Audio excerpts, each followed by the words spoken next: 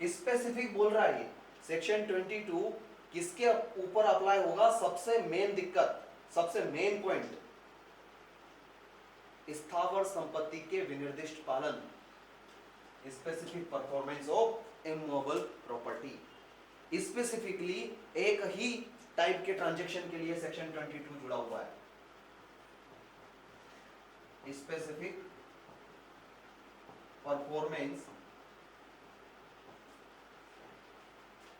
Of immovable property. ये immovable property है खेत। ए अपना खेत बेचने के लिए बी से संविदा करता है, लेकिन अब ये पालन नहीं कर रहा है, तो क्या बी जो है वो स्पेसिफिक परफॉर्मेंस का सूट लेकर आएगा?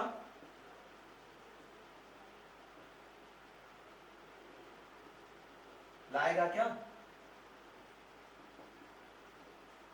Suit for specific performance B लेकर के आएगा।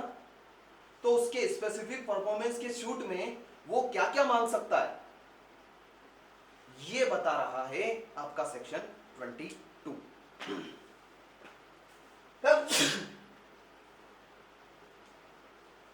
क्या क्या मांग सकता है, वापस से पढ़ो अब इसको, एक एक पॉइंट को समझना। सिविल प्रक्रिया संहिता में अंतर्विष्ट किसी प्रतिकूल बात के होते हुए भी कोई व्यक्ति जो स्थावर संपत्ति के अंतरण के लिए किसी संविदा के विनिर्दिष्ट पालन के लिए वाद लाता है, किसी समुचित मामले में क्या क्या कर सकेगा? ऐसे पालन के अतिरिक्त, यानी स्पेसिफिक परफॉर्मेंस, यानी तुम मुझे ट्रांसफर करो, यानी रजिस्ट्री करवाओ। स्पेसिफिक परफॉर्मेंस क्या है? विक्रय विलेख को आगे क्या करो? रजिस्ट्री कराओ, यानी स्पेसिफिक परफॉर्मेंस कराओ। ये तो कर ही सकता है वो। ऐसे पालन के अतिरिक्त, अतिरिक्त का मतलब क्या है? ये स्पेसिफिक परफॉर्मेंस जो करार हुआ है इसका पालन करो, ये तो वो करवा ही सकता है, यानी कि रजिस्ट्री तो तुम करो। इसके अलावा और क्या क्या हो सकता है? संपत्ति का कब्जा, यानी कि ये प्रॉपर्टी है, इसका अगर सिर्फ रजिस्ट्री हो गई लेकिन पोजीशन तुम्हारे पास ही है, अभी आपको पता होना चाहिए। अगर मान लो इस व्यक्ति ए ने बी के साथ अपनी संपत्ति बेचने का करार किया और अब ये स्पेसिफिक पालन नहीं करा रहा है, यानी इसको संपत्ति नहीं दे रहा है, क्या वो इतनी आसानी से कब्जा छोड़ देगा क्या? आप बताओ। अगर व्यवहार से ही काम हो रहा होता तो वैसे भी सूट लाने की जरूरत ही नहीं थी, ये वैसे भी रजिस्ट्री करा देता और कब्जा भी दे देता अपना और पैसा ले लेता। जब ये रजिस्ट्री कराने के लिए तैयार नहीं है तो आप बताओ क्या आसानी से कब्जा छोड़ देगा क्या? नहीं छोड़ेगा। तो इस व्यक्ति के पास ये ऑप्शन होना चाहिए कि नहीं होना चाहिए कि ये साथ साथ में कब्जा भी मांग ले कि सर इसकी रजिस्ट्री भी मेरे उस पर कराओ, यानी स्पेसिफिक परफॉर्मेंस कराओ, प्लस मुझे कब्जा भी दिलाओ। नहीं तो फिर कब्जे के लिए अलग से सूट लाना पड़ेगा। किस आधार पर? आपके ओनरशिप आ गई है, ओनरशिप के आधार पर सेक्शन 5 में सूट लगाकर वापस से कब्जा प्राप्त करना पड़ेगा। तो क्या ये लंबी प्रक्रिया नहीं हो जाएगी?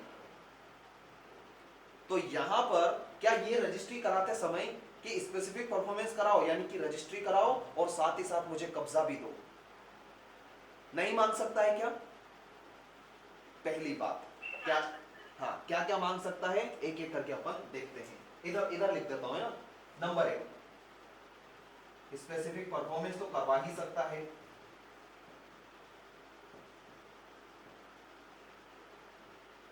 दूसरा, कब्जा मांग सकता है। तीसरा, और क्या है? विभाजन एवं पृथक कब्जा।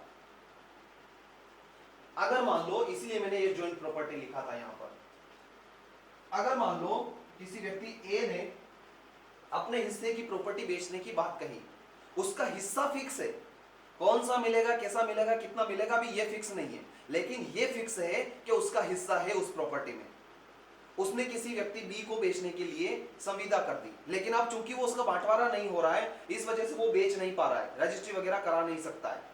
तो ये व्यक्ति जब स्पेसिफिक परफॉर्मेंस का सूट लेकर के आ रहा है, तो इस खेत में चाहे ये इतना बड़ा हो, कितना भी बड़ा हो, वहां पर ए का विभाजन कि भैया इसके हिस्से में कौन सी प्रॉपर्टी आने वाली है, उसका विभाजन, स्पष्ट विभाजन करके दो और उसका पृथक कब्जा मुझे चाहिए। क्या ये भी क्लेम कर सकता है क्या? अगर ज्वाइंट प्रॉपर्टी है तो बी के पास स्पेसिफिक परफॉर्मेंस के साथ ये भी पावर है। क्या पावर है?